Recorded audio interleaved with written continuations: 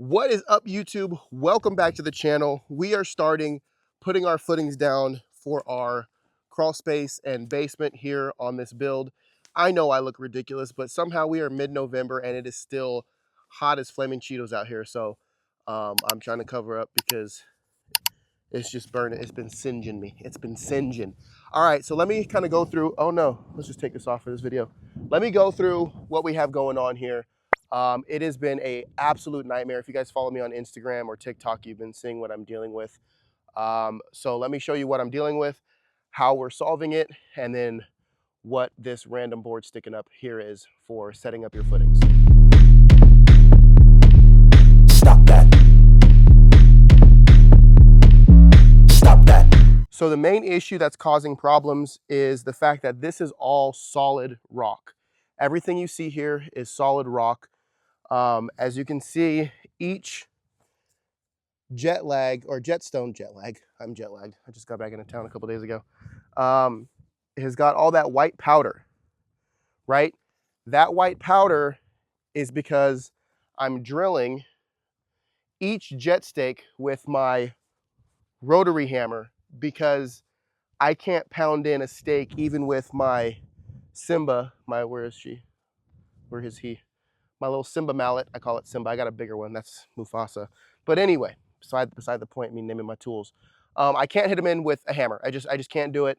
And so I've been drilling each individual one for the jet stakes. Now the issue with that is it's really hard to get perfect. I recently just actually bought this morning. I bought a longer, skinnier blade. That is a 1/2 inch bit, excuse me. And it is, I think, 16 inches long, which has been actually saving my bacon because I'm able to drill above the board without moving the board. Yesterday, I was using an 8-inch bit, but my drill kept hitting the board and pushing it out and messing it up, and it just made it more complicated. But now I've kind of got that figured out. So I've been drilling each one for my jet stakes. The negative about this is it just takes so much more time and it's a pain in the butt and I hate it and it's terrible. The positive about this is I don't need to brace this as much as you would in soil. These things are literally set in stone. These jet stakes don't bend. So I'll put one probably every 4 feet or so along the forms and that's it. I'm not gonna need to angle brace this at all. These jet stakes, let me show you somewhere. I'll show you. This is the stone. This is from a skid steer tire.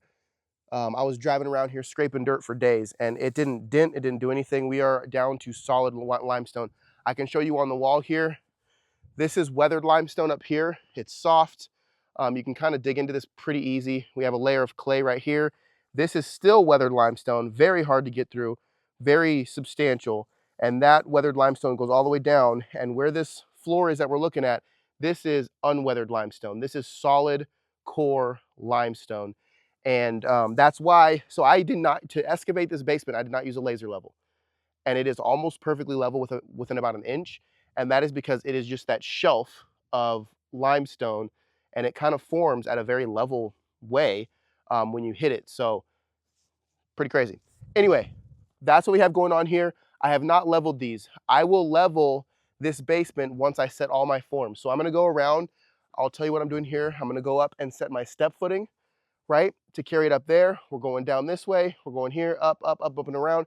And when I get back to here and all of these things are framed, then I will make my measurement here to see how far we're dropping down. Remember, we have to drop down the equivalence of a ICF block. So an ICF block is 16 inches. So you can drop down 16 or you can do 32. That's pretty much how you do it because you don't want to end up having to splice in random little pieces of ICF to make up that difference.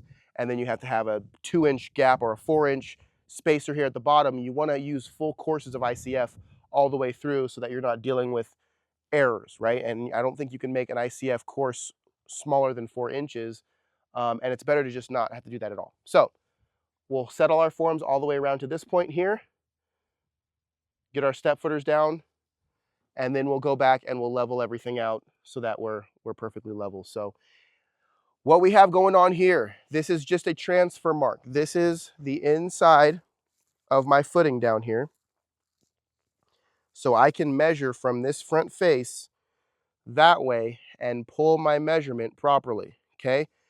This is nothing but a transfer of measurement. I can't angle if you angle your tape measure, so if your tape measure goes this way, you get a good measurement. If you go like this, then you're getting a wrong measurement, right? So I need to be able to pull a line that's straight across, and that's what this butt face is. So what I'm gonna do is I'm gonna sink a nail in here, just enough to where I can just hook my tape measure on it, pull my measurement to my footing that's gonna be up there, and that's all this puppy is for. So that's what we got going on here, guys. Excuse me. I'll throw a time lapse on for you guys so you can see me setting the rest of this stuff up, and we'll go from there. So enjoy the time lapse. I'll probably do a commentary over the time lapse just to let you know what I'm doing, what I run into. But I got to get to work because this is taking way longer than it should anyway. So what I'm doing here is I'm just basically transferring my measurement from the inside of my basement footing up this step footer so I can set a stake, and then I can start pulling off of that higher level.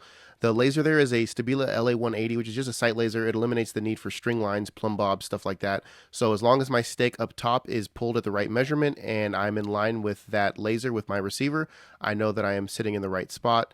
And I was wrong my first drill, so I had to drill another one and move it. But overall, I got my first stake, and then now I can start pulling off of this stake for the rest of the footings that are on this level.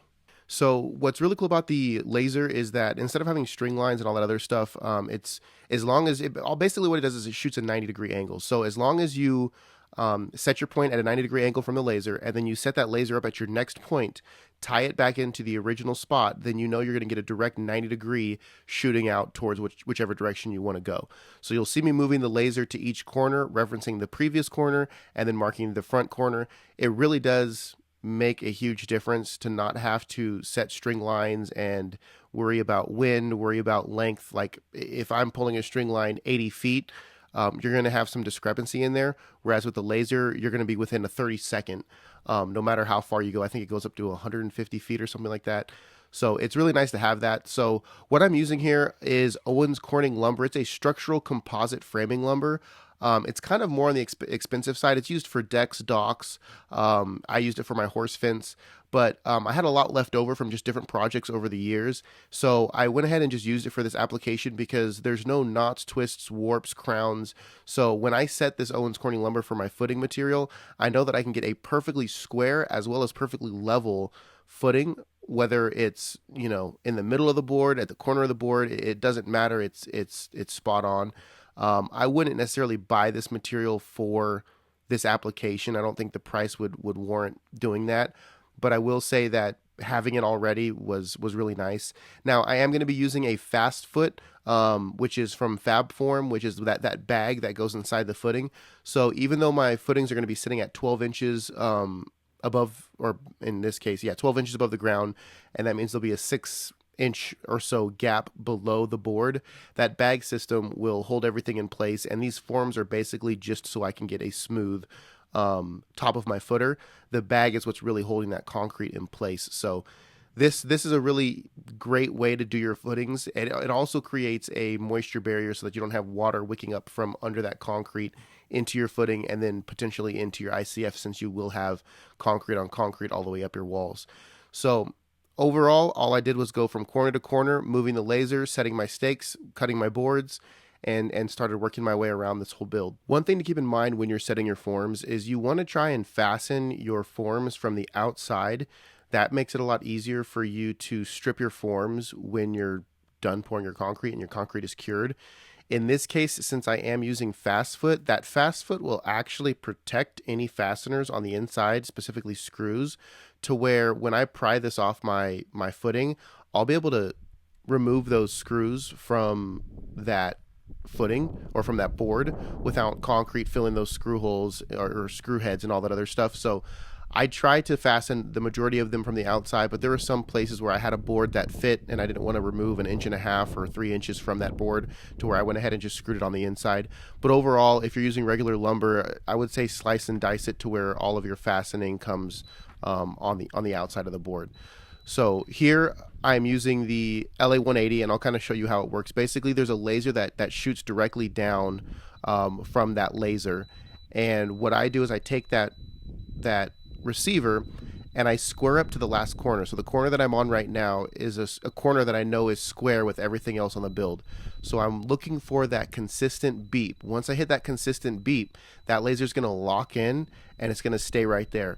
And then all I have to do is walk to my other corner where I haven't squared it yet. And once I find that constant beep, that solid beep, I know that that is perfectly square. So it's a really simple way to just work your way all the way around without having to worry about stakes getting shifted or leaning in or leaning out. You know, a stake doesn't always go in plumb. So if you have a stake that's maybe it's right dead on where you put it in the ground, but it's not dead on where the stake is at the top or wherever you tie your string line, you could be off anywhere from a half inch to an inch, just due to that stake not being plumb. So you could spend time square or plumbing that stake so that you know that that stake is perfectly level, which, you know, isn't too difficult, but it does take time. But in this case, with this laser, I don't have to worry about my stakes being perfectly plumb because I'm going off the laser line, which is always plumb and always square. Drilling in each form stake or jet stake or whatever you want to call it was a pain. It's one of those things where you don't really have an option if you can't get it in with a mallet. So a lot of these I had to drill in. I would drill in maybe 6 inches and then I would hammer in the stake.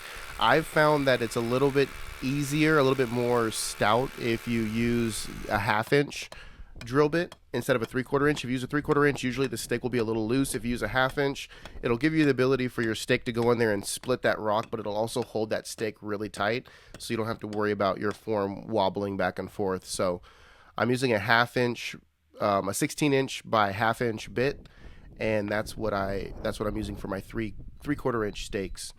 Another thing that I would highly, highly, highly recommend is setting up a cut station where you aren't bending over cutting boards. There is more than enough bending over during this process, during building forms, footers, to where the last thing you want is to be bending over when you're cutting. So I always try to have sawhorses or even pull things out of the back of the trailer and cut them from there, just to eliminate some of the additional bending over garbage. So set yourself up, take the time to get some sawhorses or build some sawhorses, whatever it is, cut standing up. You'll thank me in the end. So I realized I didn't explain this to you guys as to what I'm doing. So right now I am setting the outside perimeter of my footing. Now typically if I was just on soil and there wasn't so much going on, I would just set my boards. I would lay out 2 boards for all the linear feet that I was doing, one for the outside and one for the inside of the footing. In this case, because I am setting it with a laser level and I don't have strings tied up, it's easier for me to just go through and set the perimeter boards all the way around.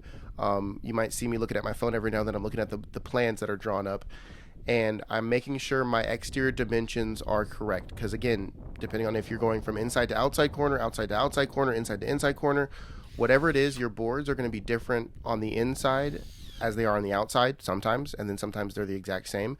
So what I decided to do was just go through and set all of my perimeter, my outside of my footings first, get those squared, stake those in, and then I went through and dropped the boards later, which I'll show you. That was just the easiest way for this, since there were so many step footings, there were so many jogs. It was too much for me to have that much clutter around with these boards. So I'm just going around the entire build with the outside perimeter at this point. So here is another step footing. Of course, we love them. Where you can see that I just put a board up there. It's purely just to transfer my measurement to the step, basically. I'm pulling, now that I'm looking at it on the camera, I do see that I'm pulling my tape measure at an angle a little bit. That's not too bad though. That shouldn't get me too crazy. But I'm pulling my measurement to the top part of where my step footing is going to start. I will say I did mess up on this excavation a little bit. I over excavated on the side that I'm standing on right now a little more than I would like. I would have liked to have a little bit more of a slope there, a little bit more meat where I'm putting my stake, but it is the outside of my footing, so I mean it'll be okay. But again, I would like to leave a little bit more meat under that footing, so I might backfill that a little bit before I pour, but it's not a big deal. That concrete's going to hold itself in place. It's just I'm going to be putting a little bit more concrete in there, which, as you'll see down the road, there were some mistakes made, and I'm going to be buying more concrete than I wanted to, but you know, it is what it is. I'll show you guys my mistakes and all that on here as well, so you can learn from it and maybe not do what I did. But this was just a tough one. Excavating rock is never fun, never easy, but we're going to get it done. So because my excavation was garbage, you can see that I set like a little cheater board there. Normally I would run it long and kind of have it overhang, but because I kind of cut the dirt down a little too close, I didn't have enough leverage, and that stake wasn't sitting firm in that soil because it's a little loose. So I just went ahead and put a cheater board there. That will give me my measurement for the rest of my footings. And I'll know where to carry the rest of the footings off. And once I get the rest of the footings built up, I'll be able to carry that out because I'll have something to tie into. The biggest thing that I'm going for right now is square. I want all my 90 degrees to be perfect. I want my lengths to be perfect. So I want all my corners to hit the right spots, basically. And then I'll go back once I'm leveling all this out. And that's when everything in the middle and all the extra stakes and all that will go in. This is basically transferring what's on paper onto the ground. So basically a lot of rinse and repeat. So I'm going to skip going around the entire perimeter and go to putting my interior form up. Now you can see that piece of 2x4 there. That is going to be my spacer, my strap, whatever you want to call it. I don't care about the terminology. What I do is I nail those on. I cut them at 29 inches because my footing width needs to be 25.5 inches, right? So when I cut those, I could nail them onto, I usually start with nailing one on each corner and then maybe one in the middle if it's a long run, just to keep the separation of my boards correct. And then I can start cutting and throwing down my interior forms. Now here's where the math comes in. Your interior boards are not always, but sometimes going to be the same length as your exterior boards. So when going through this, make sure you're doing your math right, especially when you're pulling your tape measure. If you pull your tape measure from the outside of the form, keep in mind that you might have to subtract or add 1.5 inches to take account for that 2x4 or that 2x6 in this case. And here, I wanted to show you guys this because this was a mistake I made.